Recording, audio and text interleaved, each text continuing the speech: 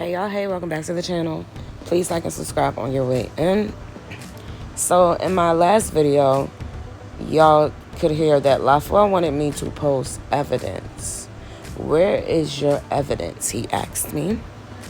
So, and I told y'all because the video was getting pretty long, I wasn't going to, put that in that video. I was going to make it a separate video. So this is the separate video. Number one, let's look up the definition of scamming. Legally, a scam is a form of fraud involving intentional deception or trickery to unlawfully gain money, property, or a legal right from someone, often by building trust and exploiting human weaknesses like greed or naivety. Now, there was a point where Junior did ask for money and for people to donate while Lafwell was in the hospital. I just can't find that video, and I'm not about to look through all of that yelling and chaos just to bring it. But I do have another video, so no worries. But yeah, Junior did ask for money around that time, which is why that whole topic of conversation sparked up. Wait, y'all have money to call police, but y'all don't have money for the hospital? That is exactly where that conversation popped up. So if I can think back and maybe go around that time frame and find that video, that'll be a future video. But as of right now, we're going to focus on the video that's the evidence that I have right now.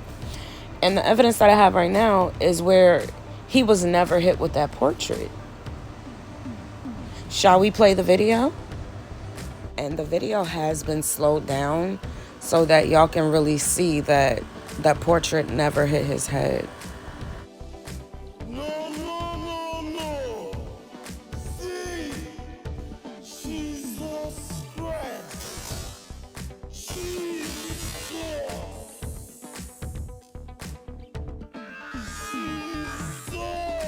So as y'all can see, that portrait never hit his head. So anyone with common sense would sit back and think like, if that portrait never hit your head, why were you in the hospital? Why did they drag you out to the hospital? Why was Bridget arrested for not handing over the ATM card? Why were they claiming that you were on the brink of death when that portrait never hit you? So what was that whole scene for in the first place? But ultimately, what you're getting out of it as far as monetary value is people are donating to you because they're assuming you're really in the hospital and your wife is really abusing you. Also, gaining YouTube monetization from pulling at the heartstrings of people, playing on them being naive, garnishing attention off of a false story. Because the question becomes, would they have donated to you had they known that portrait never really hit your head? That you literally just got wheeled to the hospital for reasons they don't even know? If they really sat down and thought about this, none of it is making sense. Even how your comment section is sympathizing with you and that portrait never hit your head. They encouraged for your wife to be arrested, but that portrait never hit your head. So that's why I would return the question back to him. Would you consider it a scam if you gave someone money under false impression? If you were genuinely feeling sorry for them and feeling like they were on the brink of death, and you probably gave them your hard-earned money only to find out that this story wasn't truly genuine, you tell me, is that a scam? Because there's two things you can't deny. That number one, people donated to you during these times, assuming that you were in an unfortunate situation. Number two, that you were garnishing attention, views, and monetization from this false story. Only thing I wonder at this point is how deep does this play go? Because he mentioned content creators by the name of Two-Face and Annie or Natasha, something like that.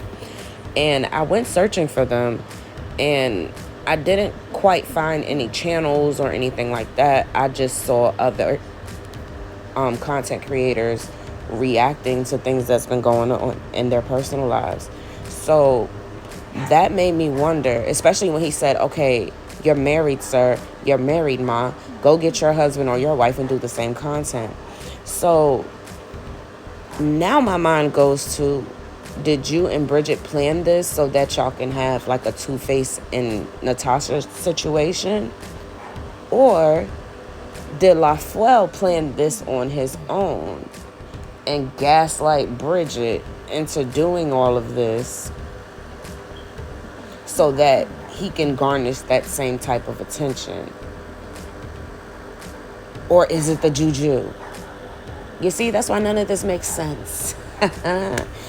None of it makes sense.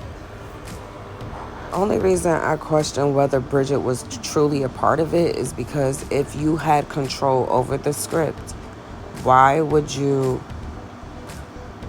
go out this bad? Like, why would you allow your family to be this level of embarrassed?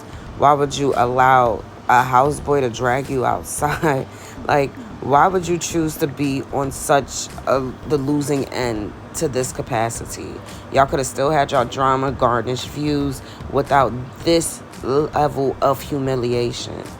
Like, wow.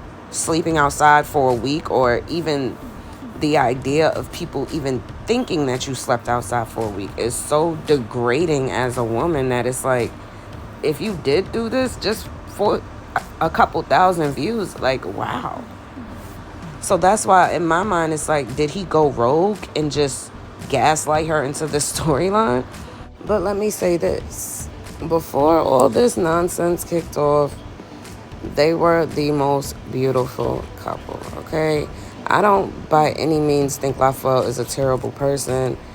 I actually feel like he's a great husband and Bridget is a great wife to him as well. Like, they make a beautiful pair. That's why I was just shocked to see how low and disrespectful things were going. And honestly, until he made that video, I didn't have any plans on doing coverage on them in a negative way, like moving on. Because for me, it was like, my goals for even making those videos was because I didn't like the fact that he was dragging this on. Like, in my opinion, he had no legitimate reason to divorce her. Get over this issue. Move on. Like, as far as divorcing her because your comment section says so, hell no. Are you okay? Like, the way he has treated her, the way she's treated him, like, it's just one of those couples that, at least in my mind, you want them to stay together. So do not ever misconstrue where my stance is. I've always been in support of their marriage. Always. Like, some people sit back and they become jealous looking at how happy another woman is or another couple is. No, especially when you have it yourself, you want it for someone else. Like, by no means am I saying he's a terrible man. Like, he'll do her hair, he'll take her on training, he'll welcome her back in a great way. Like, he really does things to make her feel special. So, but I also feel like she does the same. So, yeah, that's where, don't misconstrue my stance. Just because I don't like where they are doesn't mean I don't support him as a content creator in general. But honestly, up until he made that video, I was really planning to do a supportive video. Like, it's a celebration. Lafwell and Bridget are back together. And I feel like I am still going to do that video, but I had to focus in on this one. Maybe how I said things hurt his feelings, but what you were doing to your wife, sir, you got to eat that. Like, you just have to eat that. And she was doing some pretty crazy things to you, but for me, it was just, you were provoking the situation. And she was more so biting the bait and just reacting wildly. Do I like her reactions? Hell no.